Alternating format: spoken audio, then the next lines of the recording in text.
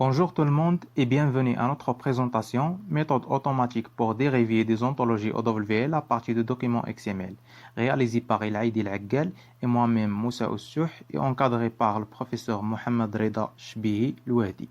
Alors, pour notre plan, on va commencer par une introduction.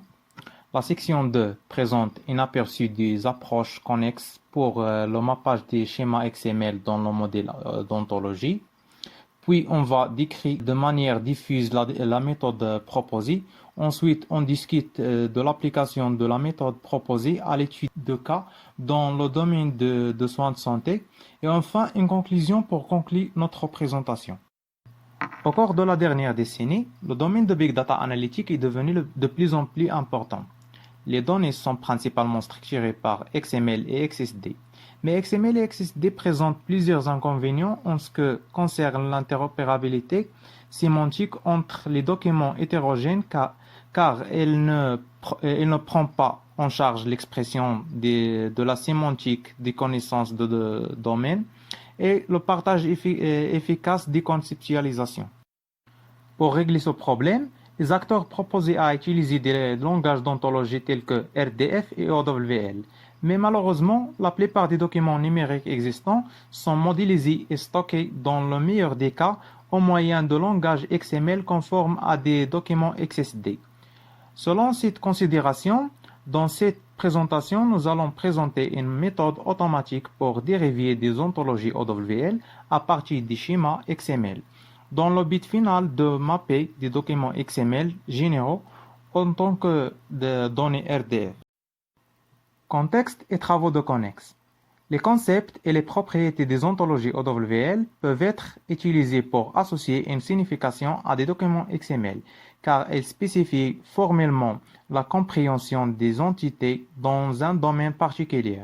Cependant, les ontologies OWL et XSD ont un objectif principal en commun, c'est-à-dire qu'elles fournissent un vocabulaire et une structure pour décrire les informations sur les données, avec un grand équivalent entre OWL et XSD. Partant ces considérations, dans le passé, plusieurs stratégies ont été proposées sur la façon de faire correspondre correctement les balises définies dans un schéma XML avec les noms des concepts et des propriétés d'une ontologie OWL qui lui sont associées. Left-in XML Schema to OWL.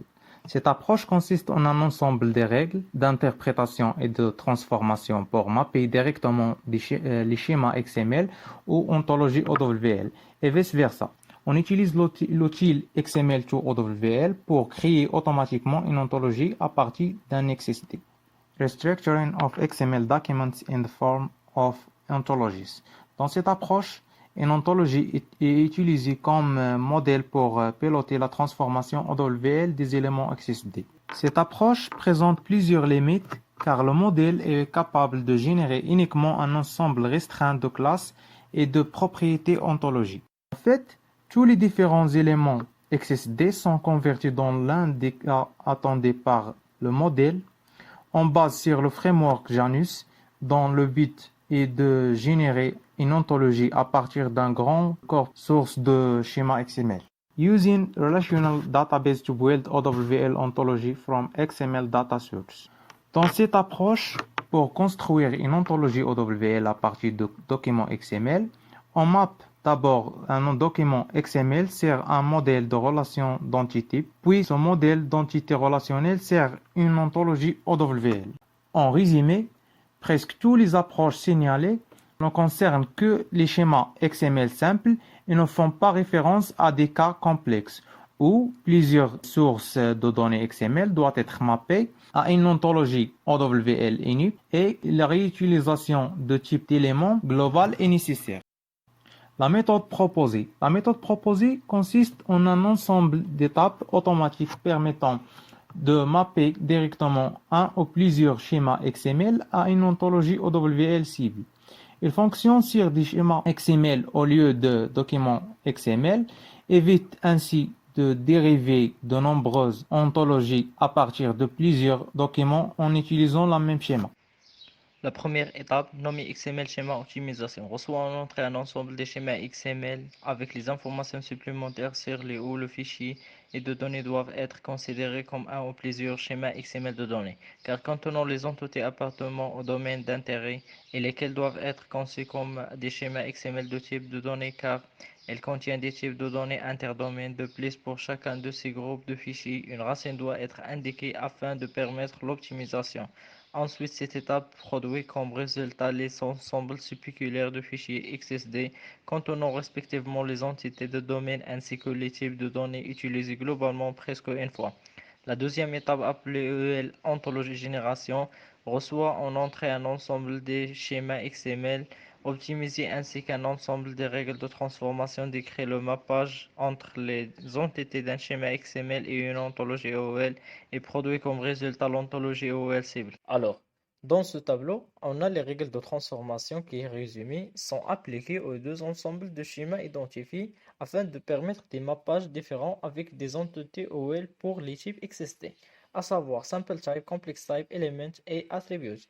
Par exemple, les composants Complex Type ont été modélisés au moyen de la construction de l'ontologie OL Class, qui décrit les concepts ontologiques caractérisés par des attributs et des relations avec d'autres concepts. Alors, le format CDA est une norme XML développée par HL7 pour soutenir l'échange de documents cliniques et de notes entre les prestataires de soins santé. Cette norme est utilisée dans le monde entier par les organisations de santé et les systèmes informatiques pour échanger les informations cliniques. Pour cette figure, montre comment les fichiers XSD composant CDA sont liés entre eux. Alors, CDA est une formalisée au moyen de ces fichiers XSD. CDA, c'est le schéma racine de la norme CDA. Il définit simplement un élément dont le type est déclaré et spécifié dans le schéma nommé POCD MT4040.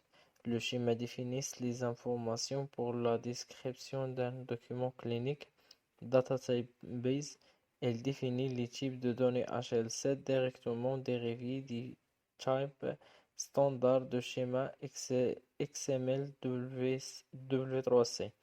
DataType, elle étend et traduit d'autres types de données dérivées du schéma de DataType Base. Voc, elle définit les types de données utilisés pour décrire le contenu générique d'un document. Narrative Block, elle définit DataType pour représenter les éléments narratifs d'un document, tels que les propriétés de mise en forme et d'alignement d'un champ de texte.